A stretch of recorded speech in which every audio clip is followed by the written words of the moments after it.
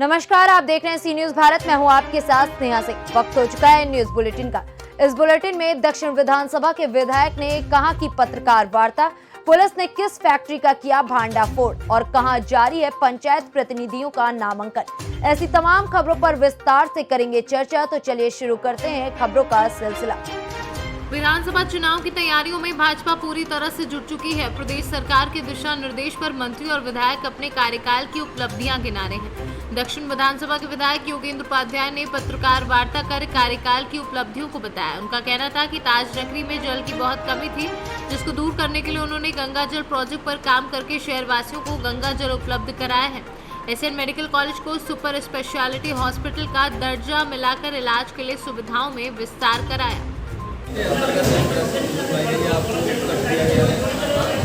मैंने अपने पिछले 4.5 साल के 8 साल के कार्यकाल जो प्रयास किए हैं, न सिर्फ भौतिक विकास के लिए प्रयास किए हैं, बल्कि इस शहर के सांस्कृतिक और गौरव को कराने वाले इतिहास का विकास भी हो, इसके लिए प्रयास किए। मैंने मूलभूत समस्याएं जनता की कैसे दूर हो, इसके लिए प्रयास किए हैं और राष्ट्रीय गौरव का स्मारक और प्रेरणा स्थल कैसे बने, जिसके लिए प्रयास किए और कार्य कराए भी। जैसे आगरा की मूलभूत समस्या पेयजल समस्या, पेयजल समस्या के ध्यान के लिए मैंने अपने 7 साल के कार्यकाल में 650 सबमर्सिबल पंप लगवाए। यानी अगर आप दिनों में बांटेंगे तो अपने क्षेत्र में प्रति तीसरे या चौथे दिन एक निदान दिया पानी का, क्योंकि पानी की बड़ी विकराल समस्या है। ये फौरी निदान थे। स्थायी निदान के लिए मैंने गंगा जल प्रोजेक्ट को पकड़ा, जो 2007 से लटका पड़ा था। 2012 में इसे पुनर्जीवित कराया और 2019 तक इसको पूर्ण कराकर आगरा को गंगा जल मिल सका।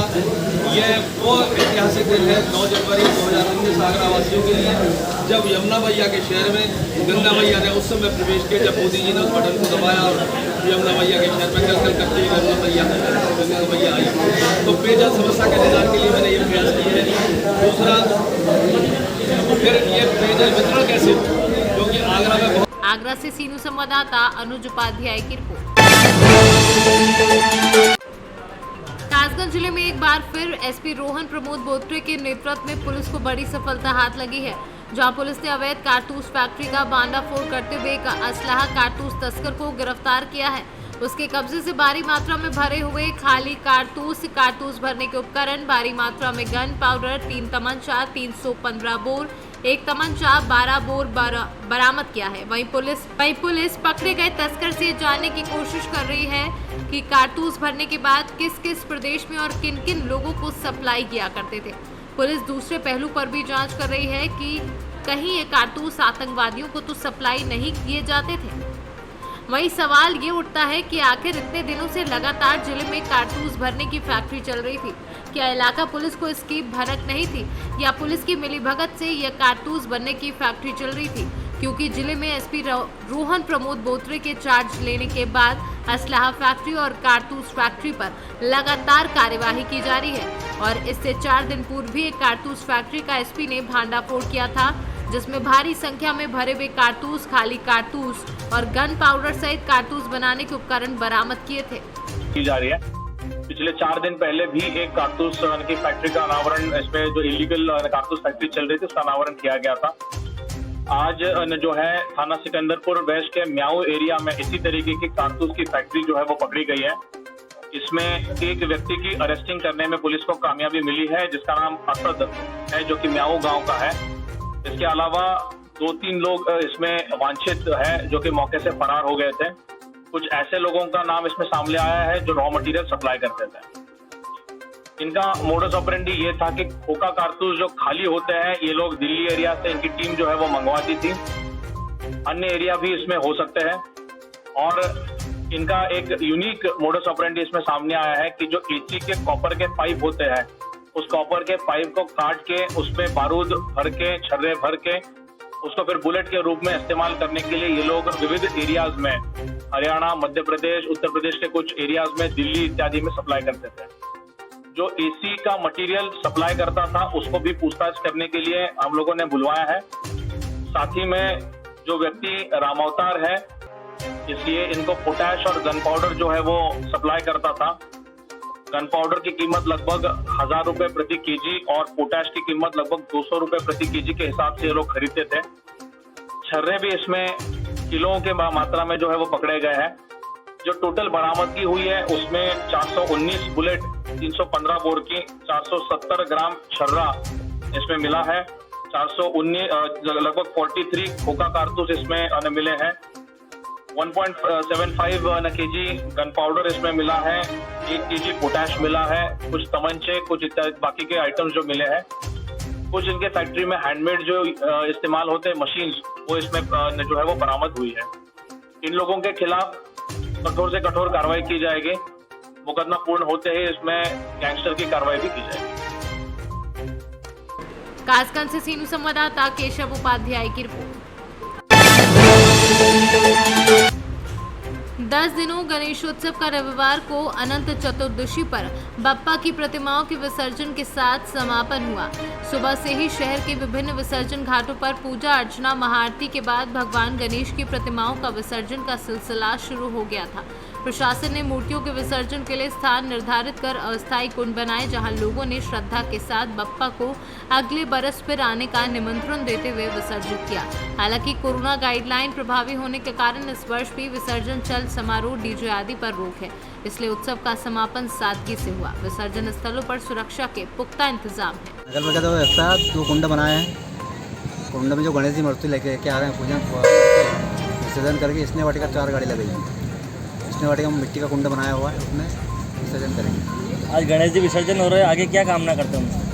गणेश जी यही कामना करते हैं कि कोरोना वापस नहीं आए।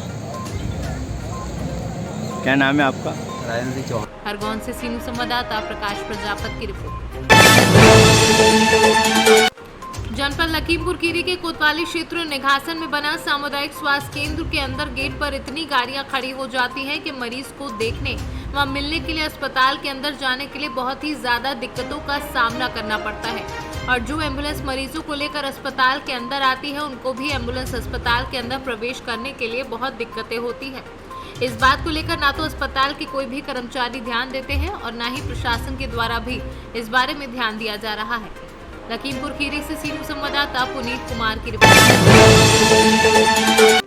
बिहार में पंचायत चुनाव की रणबेरी बढ़ चुकी है। पहले दौर के नामांकन के बाद अब दूसरे चरण के चुनाव के लिए पंचायत प्रतिनिधि बनने के इच्छुक उम्मीदवार नामांकन प्रक्रिया में जुट गए हैं। इसी कड़ी में आज मोतिहारी के तुरकौलिया क्षेत्र संख्या 21 के जिला परिषद उम्मीदवार के रूप में आज प्रसिद्ध समाज सेवी लल्लन पांडे की धर्मपत्नी मीना देवी ने क्षेत्र संख्या 21 के जिला परिषद की उम्मीदवारी के लिए अपने नामजदगी का पर्चा सदर एसडीएम के कार्यालय में भरा व अपनी जीत का दावा किया।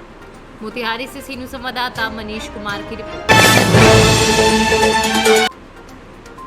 आज पुलिस अधीक्षक आजमगढ़ सुधीर कुमार सिंह व अपर पुलिस अधीक्षक यातायात सुधीर जायसवाल के आदेश के क्रम में यातायात प्रभारी आजमगढ़ कौशल पाठक के द्वारा शहर के विभिन्न स्थानों ITI स्टैंड, नरौली, बागेश्वर चौराहा आदि जगहों पर साउंड सिस्टम लगाकर लोगों को यातायात जन जागरूकता अभियान के तहत हेलमेट, सीट बेल्ट तथा यातायात के अन्य नियमों की जानकारी दी गई तथा नियमों को अवहेलना करने वाले 65 लोगों का चालान किया गया तथा मॉडिफाइड साइलेंसर लगाकर चलने वाले बुलेट मोटरसाइकिल की भी जांच की तथा मॉडिफाइड साइलेंसर लगाकर चलने वाले गोली नुमा आवाज करने वाले 7 बुलेट मोटरसाइकिल का चालान किया व आमजन में स्टिकर पंपलेट का वितरण किया।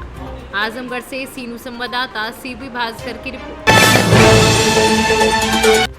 अनंत चतुर्दशी के पावन अवसर पर अवागढ़ नगर में प्रातःकाल पारसनाथ दिगंबर जैन मंदिर अटारजी में सकल दिगंबर जैन समाज द्वारा बड़े ही धूमधाम से श्री 1008 वासु पूज्य भगवान का निर्वाण लड्डू व रात्रि बेला में महावीर कीर्ति जैन मंदिर जी संस्था में श्री जी की महाआरती एवं ललितपुर से आए हुए विकास भैया द्वारा उत्तम ब्रह्मचार्य धर्म पर प्रवचन दिए। उसके पश्चात रात्रि में श्री जी का भव्य पालना सजाया गया। तत्पश्चात आत्मा रंजन मनोरंजन प्रतियोगिता का आयोजन हुआ।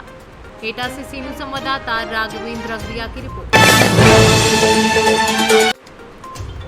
प्रधानमंत्री नरेंद्र मोदी के जन्मदिवस से लेकर 7 अक्टूबर को नरेंद्र मोदी मुख्यमंत्री और प्रधानमंत्री के तौर पर अपने 20 साल पूरे करेंगे। 7 अक्टूबर 2001 को नरेंद्र मोदी ने पहली बार गुजरात के मुख्यमंत्री पद की शपथ ली थी। तब से लेकर अब तक नरेंद्र मोदी लगातार संवैधानिक पद पर बने हुए हैं। वहीं सेवा और समर्पण अभियान के जरिए भाजपा ने सेवा के महत्व के साथ ही राष्ट्र और समाज को इस समर्पण भाव को जागृत किया। इसको लेकर भाजपा पूरे देश में कई कार्यक्रम चलाएगी। सभी प्रदेश और जिला मुख्यालय में पीएम मोदी के व्यक्तित्व और उनके जन कल्याण के कामों की प्रदर्शनी लगाई जाएगी। वहीं पार्टी के नेता, पदाधिकारी और जनप्रतिनिधि वैक्सीनेशन सेंटर पर जाएंगे। प्रत्येक मंडल पर दिव्यांगों को कृत्रिम अंग और उपकरण बांटे जाएंगे। साथ ही जिला स्तर पर स्वास्थ्य परीक्षण शिविर लगाया जाएगा। बहुत ही सौभाग्यशाली है जब हम माननीय प्रधानमंत्री जी के 71वें जन्म दिवस को सेवा और समर्पण अभियान के रूप में मना रहे हैं। हम सब जानते हैं कि माननीय प्रधानमंत्री जी दिव्यांगजनों के लिए कितने संवेदनशील हैं और इस देश में दिव्यांगजन शब्द देने वाले भी माननीय प्रधानमंत्री जी ही हैं। इसलिए उनकी उस संवेदनशीलता को समाज के प्रति दिखाने के लिए आज ये कार्यक्रम उपकरण वितरण का किया गया और न केवल यहाँ बल्कि पूरे देश में विभिन्न स्थानों पर हजारों दिव्यांगजनों को आज उपकरण उपलब्ध हो रहे हैं, क्योंकि हमारी जो सामाजिक न्याय एवं अधिकारिता मंत्रालय में पूर्व केंद्रीय मंत्री डॉक्टर थावरचंद गहलोत जी के नेतृत्व में ये योजना बनी थी, जिसके तहत हमने इस योजना को बहुत ही सरल बनाते हुए आम जनता तक, आम दिव्यांगजन तक ये उपकरण पहुँचें और हम उनके घर जाकर पहुँचाएं, ये व्यवस्था की है।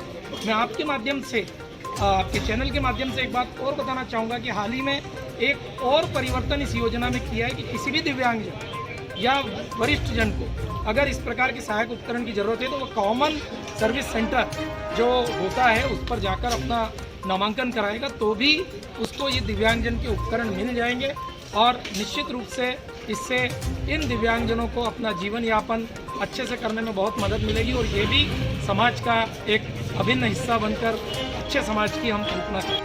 आज दिव्यांगजनों का कुछ उपकरण प्रदान किए हैं, क्या आगे योजना और किस तरह से जनों को बनेगा?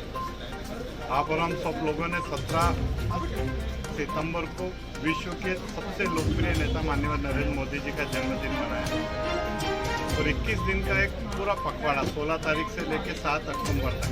16 तारीख को हमने मंदिरों में स्वच्छता अभियान चलाया, 17 तारीख को हमने 71 पौधे अलग अलग स्थानों पे लगाए, शाम को हनुमान चालीसा का कार्यक्रम करा और 20 तारीख को संपूर्ण मध्य प्रदेश में जो दिव्यांग लोग हैं उन दिव्यांग लोगों को सामाजिक न्याय विभाग केंद्र सरकार के मंत्रालय के माध्यम से उपकरण वितरण करें।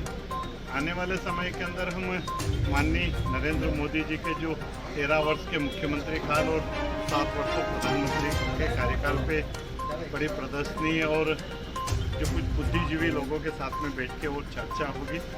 80 करोड़ लोगों को कोरोना जैसी महामारी में जो ज़रूरतमंद लोग हैं उनको एक अन्न महोत्सव का बड़ा कार्यक्रम हम लोग करेंगे और इस प्रकार से विभिन्न कार्यक्रमों के माध्यम से हम समाज में अंतिम पंक्ति पे बैठे हुए व्यक्ति तक हम पहुंच पाए। ये भारतीय जनता पार्टी की योजना है। मैं माननीय प्रधानमंत्री जी के प्रति बहुत बहुत शुभकामनाएं उनके जन्मदिन पर और ईश्वर से प्रार्थना करूँगा कि उन्हें खूब संबल प्रदान करें ताकि 21वीं सदी भारत माता की सदी हो। उज्जैन से सीनू संवाददाता सुरेश जाटपा की रिपोर्ट। फिलहाल इस न्यूज बुलेटिन में बस इतना ही। देश विदेश की ऐसी तमाम खबरों को देखने के लिए बने रहें सी न्यूज भारत के साथ। हर खबर आपके साथ, आपके हाथ।